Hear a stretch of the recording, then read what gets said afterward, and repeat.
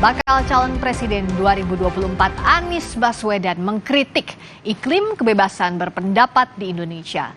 Anies mengklaim dari banyaknya netizen yang menggunakan istilah Konoha atau Wakanda untuk menyampaikan kritik. Saat menyampaikan kuliah kebangsaan di Universitas Indonesia, Anies menyampaikan kritik soal demokrasi di Indonesia. Menurut Anies, banyaknya warga yang menggunakan istilah Konoha atau Wakanda adalah bentuk sensor sendiri untuk takut mengkritik langsung.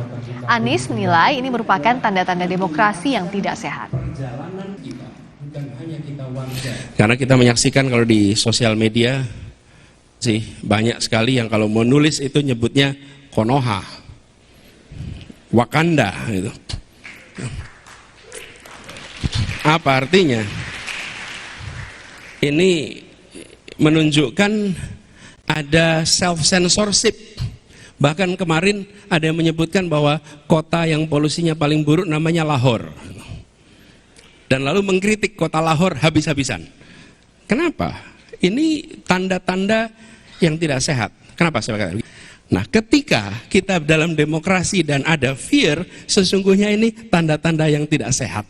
Karena itu harus dikembalikan. Kebebasan berbicara harus menjadi prioritas yang harus kita bereskan di dalam tahun 24 ke depan.